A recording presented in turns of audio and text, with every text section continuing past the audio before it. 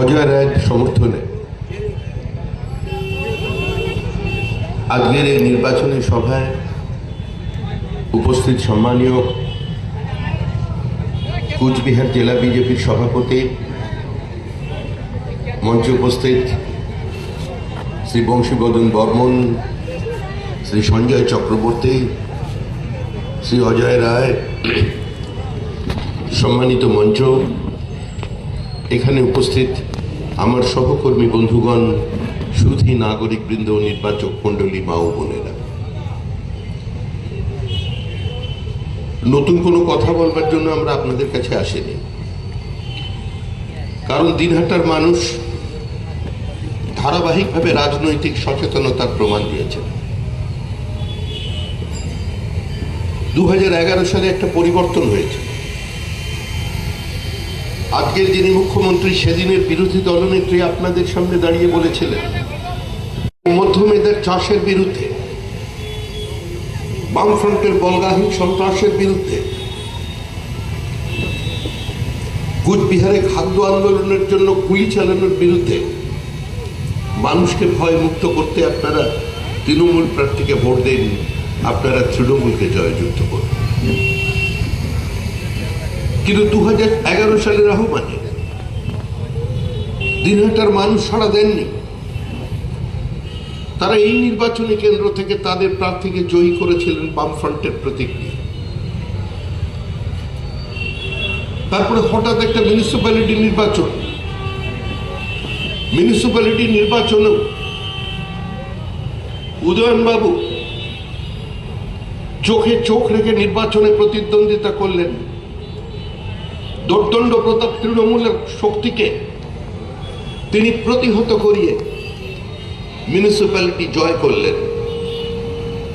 কার্যত সারা রাজ্য জুড়ে উদয়নগুহর নেতৃত্বের উপরে আস্থা রাখলেন বামফ্রন্টের বিভিন্ন নেতারা। তারা উদাহরণ দিয়ে বলতে থাকলেন, সংগঠন থাকলে, বিশ্বাসযোগ্যতা থাকলে, বিপরীত অবস্থার মধ্যে দাঁড়িয়ে পুলিশের সন্ত্রাসের বিরুদ্ধে দাঁড়িয়ে নির্বাচনে প্রতিদ্বন্দ্বিতা করে জেতা যায়। উদয়ন গুহ তার প্রমাণ, দিনহাটা তার প্রমাণ। কিন্তু হঠাৎ উত্তরবঙ্গ থেকে কলকাতার দিকে ট্রেনে যাত্রা করার মাঝপথে তিনি কোন সংবাদ পেলেন? যিনি বিধানসভায় নির্বাচিত জনপ্রতিনিধি হয়ে তৃণমূলের অত্যাচারের বিরুদ্ধে, তৃণমূলের গণতান্ত্রিক ব্যবস্থাকে ধ্বংস করার বিরুদ্ধে, সংসদীয় রীতিনীতিকে উপেক্ষা করবার বিরুদ্ধে যিনি মক পার্লামেন্টে অংশগ্রহণ করেছিলেন, স্পিকারের ভূমিকা পালন করেছিলেন, কোন টেলিফোন মাঝপথে পেয়ে উনি রাতারাতি নীলসাগরে ডুব দিলেন আর দিয়ে তৃণমূল হয়ে আপনাদের সামনে দাঁড়িয়ে পড়লেন। কিন্তু কুচবিহারের মানুষ সেটা ভুলে যাননি। 2011 সালের নির্বাচনে এই দিনহাটা কেন্দ্র থেকে বিজেপি প্রার্থী জয়লাভ করেছিলেন।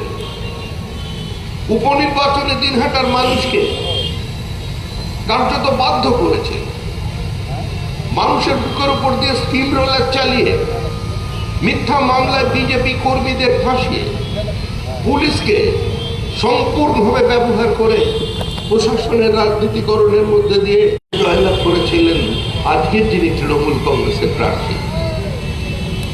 এবারের নির্বাচনে সারা পশ্চিমবঙ্গ জুড়ে আওয়াজ উঠেছে যে এই নির্বাচনটা শুধু বিজেপির সঙ্গে তৃণমূলের নির্বাচন নয়, এই নির্বাচন আপামর জনসাধারণের বিরুদ্ধে তৃণমূলের নির্বাচন। এই নির্বাচন তৃণমূল ভার্সেস বিজেপির নির্বাচন নয়, এই নির্বাচন জনতা versus Mamata, no vote to Mamata, তার নির্বাচন। দেখুন, তৃণমূল কংগ্রেস চলে গেছে, তৃণমূল কংগ্রেস চলে যাবে। পৃথিবীর কোন শক্তি তৃণমূল কংগ্রেসকে চতুর্থবারের জন্য ক্ষমতা ফিরিয়ে আনবে?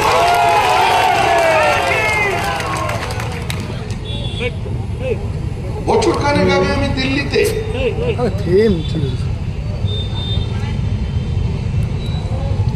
একটা গেস্ট হাউসে ছিলাম। হঠাৎ একটি ছেলে চটি খুলে পায়ে প্রণাম করল। আমি বললাম, তুমি কে? বললেন, আমি বিজেপির পঞ্চায়েতের জয়ী প্রার্থী। কোথায় বাড়ি? বলল, বাড়ি দিনহাটায়। এখানে কি করছো? বলছেন, ঘর ছাড়া কোনো কাজ নেই, আমাদের জীবন জীবিকা কেড়ে নিয়েছে তৃণমূল কংগ্রেস, বউ বাচ্চাকে নিয়ে আজকে 4 জন বেলা কাজ করছে। একটার পর একটা বিজেপির কর্মী দিনহাটা থেকে গিয়ে আসামে আশ্রয় নিয়েছে। দুপুরবেলা ভাত খেতে বসে মায়ের সামনে ছেলেকে খুন করেছে তৃণমূল কংগ্রেস। আজকে দীর্ঘদিন পর এমসিসি চালু হওয়ার পর এই দিনহাটার বুকে আমরা প্রকাশ্যে সভা করতে পারছি। পশ্চিমবঙ্গ সরকারের দয়াতে নয়, ভারতবর্ষের সংবিধান আমাদের যে অধিকার দিয়েছে, ভারতবর্ষের নির্বাচন কমিশন আমাদের যে অধিকার দিয়েছে, সেই অধিকারে আজকে আমরা দিনহাটার মানুষের সামনে প্রকাশ্যে দাঁড়াতে পেরেছি। তৃণমূল জানে তৃণমূল চলে গেছে। মমতা দেবীর বক্তব্যের কোনো গ্রহণযোগ্যতা আজকে আর নেই। 2011 সালে যিনি মানুষের সামনে দাঁড়িয়ে গণতন্ত্র পুনঃপ্রতিষ্ঠার কথা বলেছিলেন, যিনি বলেছিলেন আমি মানুষকে ভয় মুক্ত করে দেব, মানুষ নির্ভয় ভোট দিতে পারবে, আমি আমার মতো করে কথা বলবো, আমি আমার মতো করে প্রতিবাদ করব, আমি আমার দলের প্রতীক নিয়ে নির্বাচনে প্রতিদ্বন্দ্বিতা করব, আমি সরকারি নীতি সিদ্ধান্তের সমালোচনা করব, আমি আমার রাজ্যের অর্থনৈতিক শৃঙ্খলা নিয়ে মুখ্যমন্ত্রীর সামনে দাঁড়িয়ে থেকে প্রশ্ন করবার সাহস দেখাবো, এই প্রতিশ্রুতি দিয়েছিলেন মমতা বন্দ্যোপাধ্যায়। ইস্যু ছিল একটাই, রেস্টোরেশন অফ ডেমোক্রেসি। কিন্তু আজকে স্বাধীনতার 75 বছর পরেও এই উত্তরবঙ্গের মানুষ কি পেয়েছেন, রাজবংশী মানুষ কি পেয়েছেন, নবশূদ্ররা কি পেয়েছেন, পূর্ববঙ্গ থেকে আগত হিন্দু উদ্বাস্তুরা কি পেয়েছেন, আজকে তার হিসাব নিকাশ করবার সময় এসেছে। মুখ্যমন্ত্রী জানেন ফলাফল কি? তৃণমূলের বিরুদ্ধে বক্তৃতা করবার কোন প্রয়োজন কে স্পর্শ করেছে। মানুষ তৃণমূলকে গ্রহণ করেছে, মানুষ তৃণমূলকে পরীক্ষা করেছে। এখন তৃণমূল কংগ্রেসকে প্রত্যাখ্যান করবার পালা। মানুষ ছেড়ে দিয়েছে বলে মুখ্যমন্ত্রী এখন দেবতাদের কাছে চলে গিয়েছে।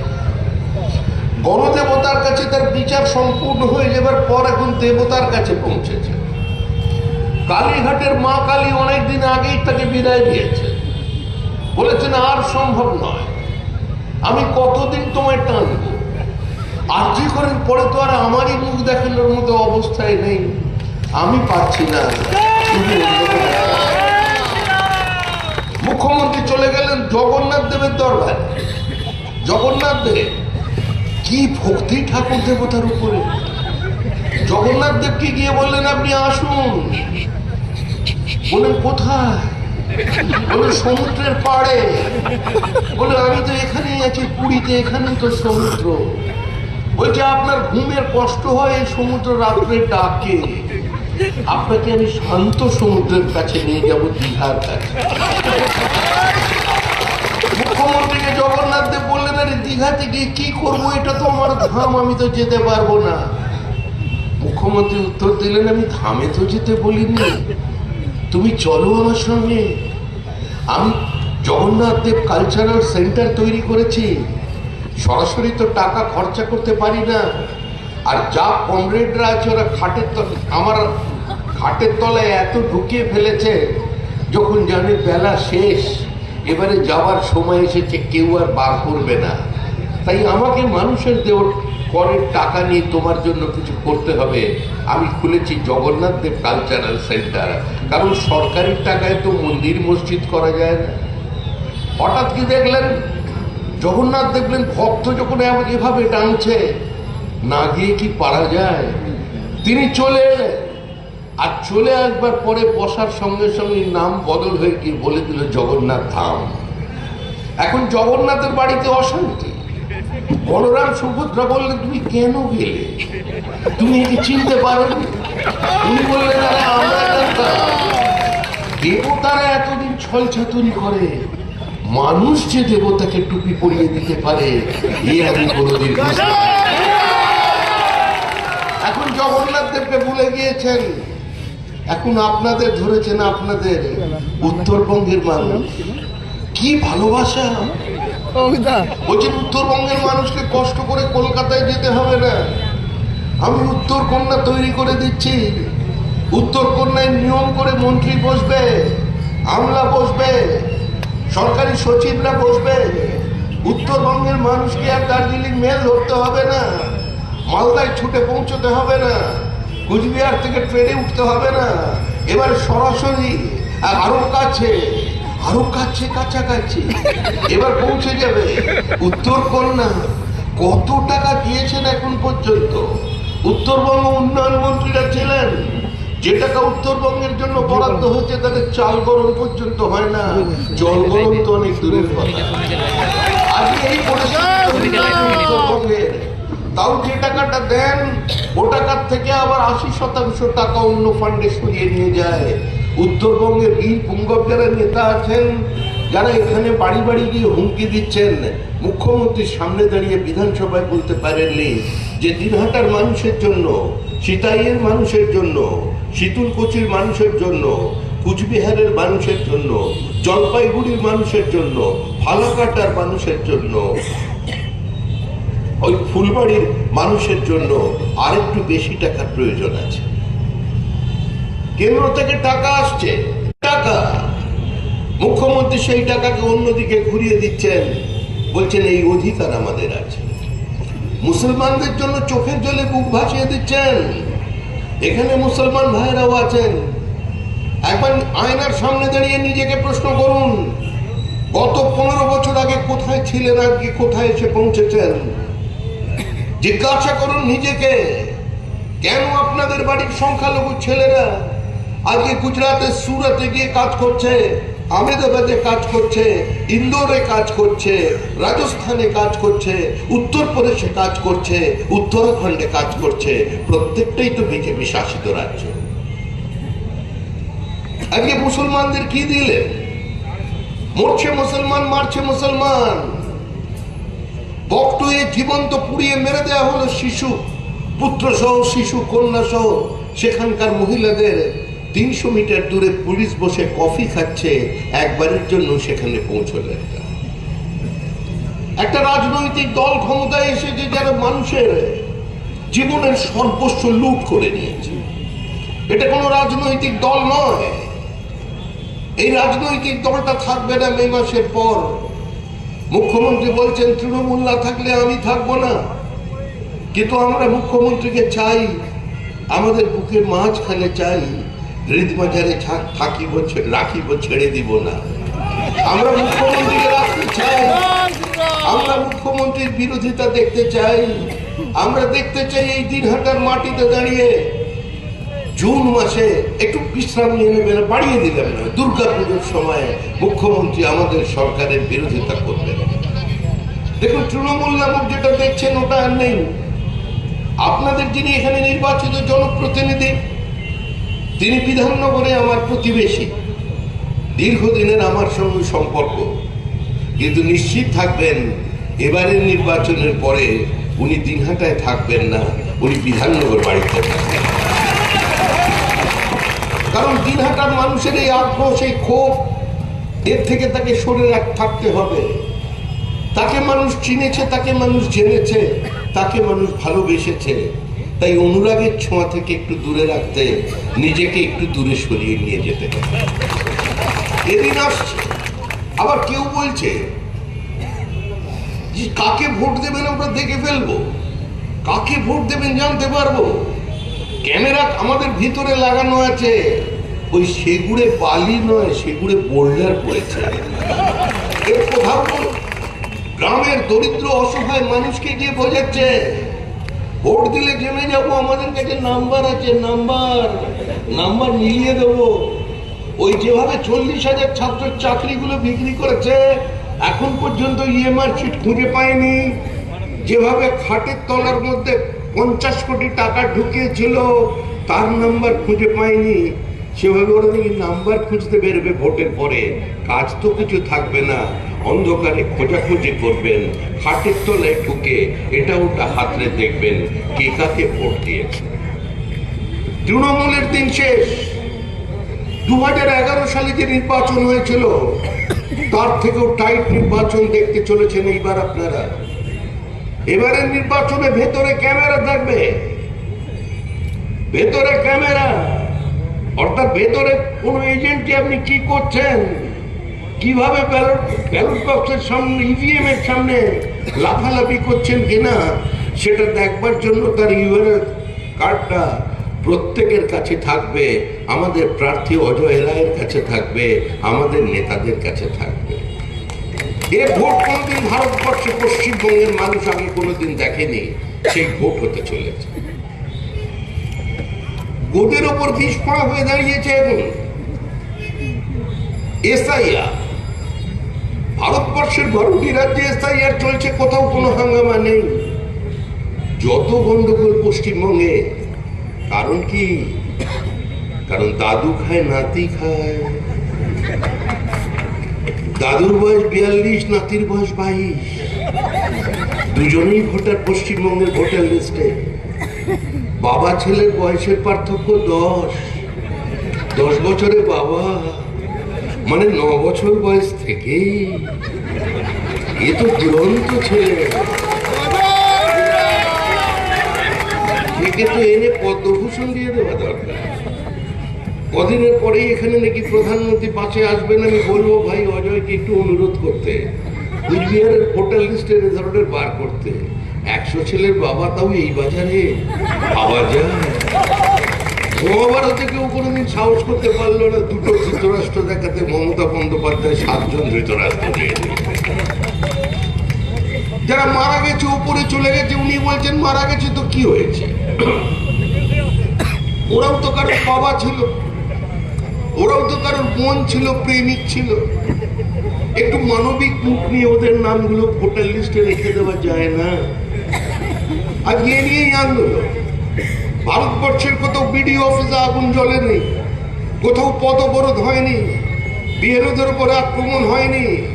পরিকল্পিতভাবে বিজেপি ভোটারদের নাম, হিন্দুদের নাম, রাজবংশীর নাম, মতুয়ার নাম, বাংলাদেশি উদ্বাস্তুদের নাম ভোটার লিস্ট থেকে কেটে দেওয়া হয়নি।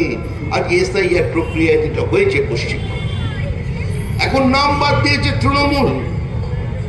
বিডিও তৃণমূলের, এআরও তৃণমূলের, এইআরও তৃণমূলের, পুলিশ তৃণমূলের, সমাজ বিরোধী তৃণমূলের, ক্যাডার তৃণমূলের। অবরোধ করে সিস্টেমে ভুল জিনিস আপলোড করে মানুষের মধ্যে আজকে প্রতিহিংসা তৈরি করতে চাইছে। আবার বলছে ভোটটা হতে দিন, আমি দিল্লি থেকে উপরে ফেলে দেবো। ও দিল্লির বিজেপি সরকারকে ফেলে দেবে। ভেবে দেখুন, তৃণমূল পুলিশ ছাড়া রাস্তায় বেরোতে পারে না। পশ্চিমবঙ্গে খালি পুলিশ এসেছে, খালি পুলিশ এসে দাঁড়িয়েছে, তৃণমূলের চেহারাটা বদলে গিয়েছে। খালি এমসিসি হয়েছে, খালি শুধুমাত্র আমাদের নির্বাচনী বিধি লাগু হয়েছে, তাতেই তৃণমূলের রণহুঙ্কার থেমে গেছে। বেশি কাউকে দেখতে পাবেন না, যা করে অন্ধকারে। অন্ধকারে বাড়ি বাড়ি গিয়ে বলছে, আরে ভোটার লিস্ট না দিলে, ভোটার লিস্ট যদি তোমরা ভোট না দাও, লক্ষ্মীর ভান্ডার বন্ধ করে দেবো। কত টাকা দিচ্ছিলেন? 1,500। জুন মাস থেকে কত টাকা? অন্নপূর্ণার আঁচল 3,000 করে দেবো। আরে গ্যারান্টি, মোদির গ্যারান্টি।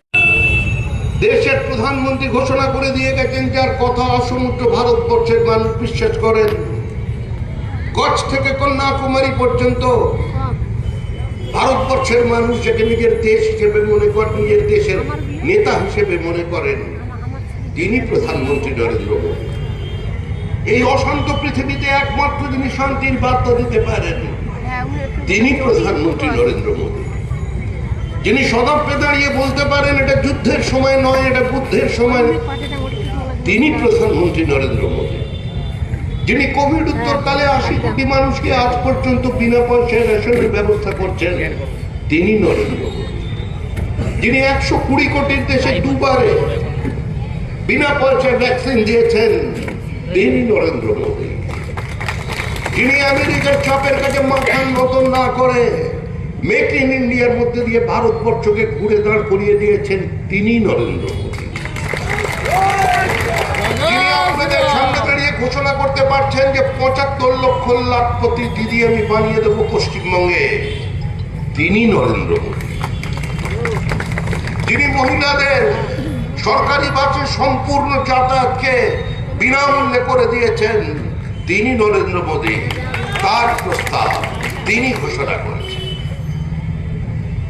নরেন্দ্র মোদী স্বপ্ন দেখাতে পারেন, নিজে স্বপ্ন দেখতে পারেন এবং স্বপ্নকে বাস্তবায়িত করতে পারেন, কিন্তু তারপরেও পশ্চিমবঙ্গের উপর নেমে এসেছে অভিশাপ। 500 কিলোমিটারের পোরাস বর্ডার, 562 কিলোমিটারে কোনো কাঁটাতারের বেড়া নেই। ওপার থেকে মানুষ আসছে, মুখ্যমন্ত্রী বলছে কি হয়েছে, ওরাও তো বাঙালি, আমিও তো বাঙালি, ওরাও তো বাংলায় কথা বলে, আমরাও বাংলায় কথা বলি, ওরা তো আসতেই পারে। আরে ভারতীয় মুসলমানদের সঙ্গে বিজেপির কোথাও কোনো বিরোধ নেই। যারা সাল্লাল্লাহু আলাইহি ওয়াসাল্লামের কথা বিশ্বাস করে মনে করেন যে তিনি যে দেশটায় থাকবে সেই দেশই তার পিতৃভূমি, সেই দেশের উত্থান পতন তার দেহকে দিয়ে তিনি স্পর্শ করবেন। আর যারা এটাকে দারুল হাক মনে করছেন, নাপাক মনে করছে, সেই জাতীয় মানুষের মানসিকতাকে আজকে বাড়িয়ে দেওয়া হয়েছে।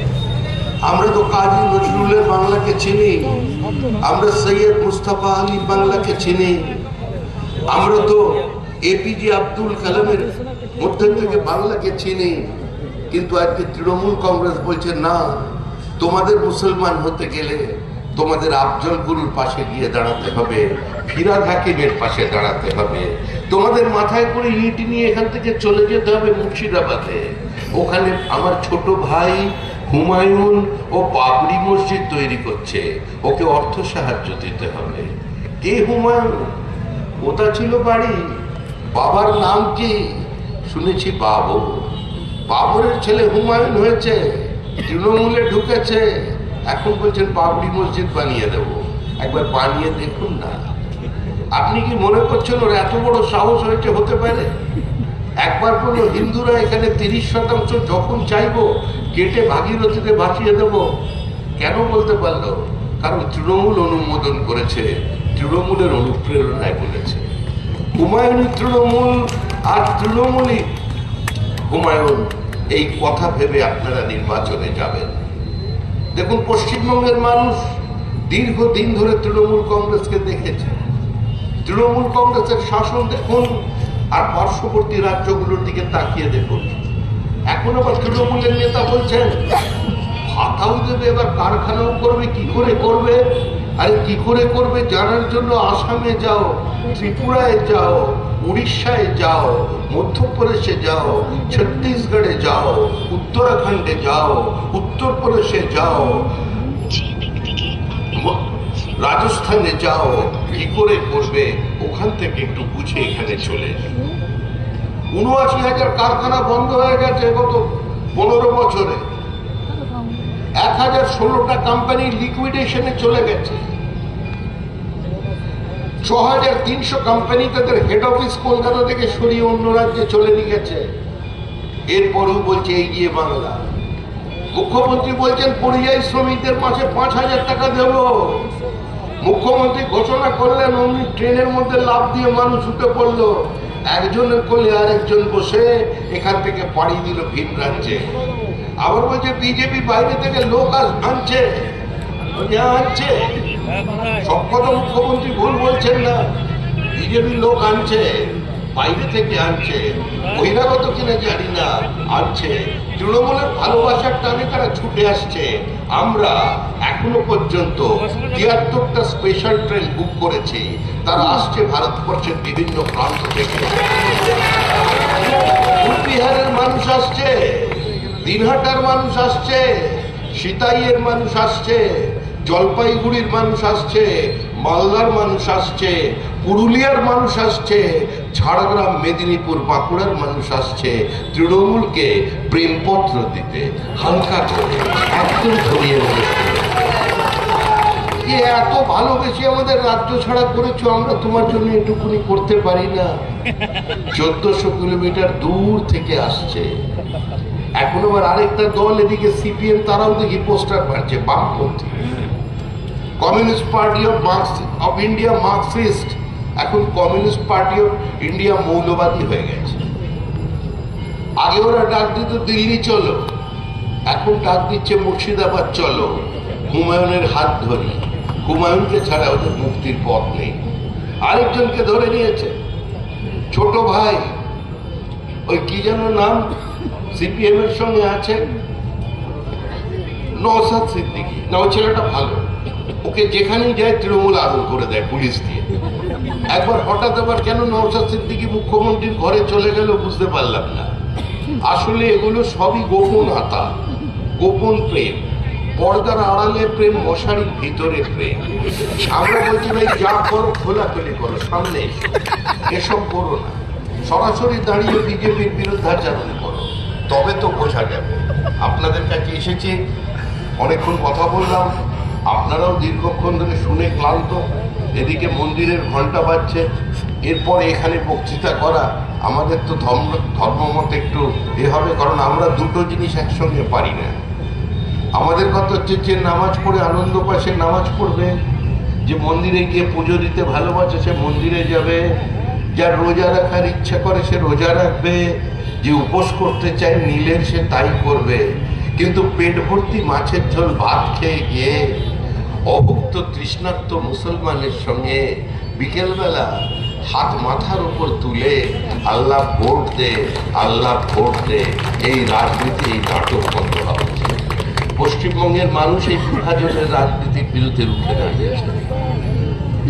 সাগর থেকে পাহাড় পর্যন্ত একটাই আওয়াজ, 26-এর নির্বাচন, তৃণমূলের বিসর্জন। তৃণমূল চলে গেছে, তৃণমূল চলে যাবে, পৃথিবীর কোন শক্তি তৃণমূলকে ধরে রাখতে পারে।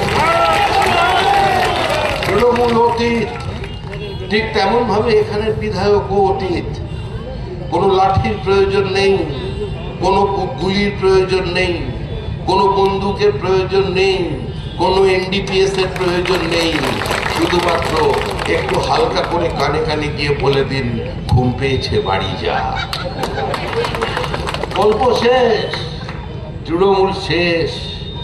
তৃণমূল কি রাজনৈতিক দল ছিল কিনা এ নিয়ে আপনাদের এখানে বিশ্ববিদ্যালয়ে গবেষণা হবে। কত ভালোবাসা, ঠাকুর পঞ্চানন বিশ্ববিদ্যালয়, একবার ঢুকে দেখবেন বিশ্ববিদ্যালয়ের ভেতরে চেহারাটা কি। ওটার ভিতরে এখনো কলেজের গন্ডি বেরোতে পারেনি। বীর চিলারায়, ও বিজেপিকে শেখাচ্ছে বীর চিলারায়। ঘটনাচক্রে আমার আসামে জন্ম, আসামে বীর চিলারায়ের জন্মদিনে তো ছুটি থাকে প্রত্যেক স্কুলে। আসামের ইতিহাসে তো বীর চিলারায়ের ইতিহাস পড়ানো হয়। পশ্চিমবঙ্গের পাঠ্যপুস্তকে কোথায়? ওখানে বীর চিলারায়ের নাম নেই। আজকে পশ্চিমবঙ্গের পাঠ্যপুস্তকে বেচারাম মান্নার নাম আছে, কারণ বেচারাম মান্না ওখানে আন্দোলন করেছিল। এইটাই হচ্ছে পরিবর্তন। এগিয়ে বাংলা, বাংলা আরো এগিয়ে যাক, আমরা একটু পিছনে পড়ে থাকি সেটাই ভালো। কিন্তু কালের দেওয়াল লিখন, কিছু করার নেই। গঙ্গোত্রী থেকে গঙ্গাসাগর পর্যন্ত বিজেপির সরকার। শ্যামাপ্রসাদের দেশে প্রথমবারের জন্য শ্যামাপ্রসাদের সরকার তৈরি হতে চলেছে। আর সেই সরকারে একজন উল্লেখযোগ্য ব্যক্তিত্ব হিসেবে আমাদের এখানে তরুণ প্রার্থী অজয় রায়কে আশা করব এই অঞ্চলের মানুষ দেখতে চান। ওকে আশীর্বাদ করুন, সহযোগিতা করুন, অর্থ সাহায্য করুন, সমর্থন করুন, পাশে দাঁড়ান, ভোট দিন। সরাসরি ভোট চাইলাম, টাকাও চাইলাম, কারণ একটা অধিকার থেকে। এই অধিকারটা মানুষ আমাদের দিয়েছেন, মানুষ 2019 সালে, একটা মানুষ তৈরি করে দিয়েছেন 2021 সালে। আমরা বলেছিলাম আমরা সরকার গঠন করব, মানুষ আমাদের বিরোধী দলের আসনে বসিয়ে দিয়েছিলেন। মানুষ বলেছিলেন সরকার গঠন করবার প্রয়োজন নেই, তোমরা একটু শেখো। দিদি কিরকম কিরকম করে ভিডিও করছে, কিভাবে পাস দিচ্ছে, ওগুলো শেখো, পরে তো ওগুলো আটকাতে হবে, সেজন্য শেখো। 5 বছর আমাদের মানুষ ট্রেনিং দিয়েছিল, বলেছিলেন তোমরা এখন ট্রেনিং হিসেবে থাকো, পরে দেখে নিচ্ছি। আর একটা বড় কাজ মানুষ করে দিয়েছিলেন, শতাব্দী প্রাচীন পার্টি কংগ্রেস আর সিপিআইএম কে বিধানসভায় শূন্য করে দিয়েছিলেন। আজকে সেই অধিকার থেকে আমি ভোট চাইছি আপনাদের কাছে। আপনার ভোট আপনার পরিবারের ভোট, আপনার প্রিয়জনের ভোট, আপনার প্রতিবেশীর ভোট, সংঘবদ্ধ মানুষের ভোট, দিনহাটার মানুষের ভোট। সেই ভোটে ভাই অজয় রায়কে আপনারা আপনাদের মাঝখানে থেকে একবার কাজ করবার সুযোগ দেবেন। আমি বেরিয়ে যাচ্ছি, আমাকে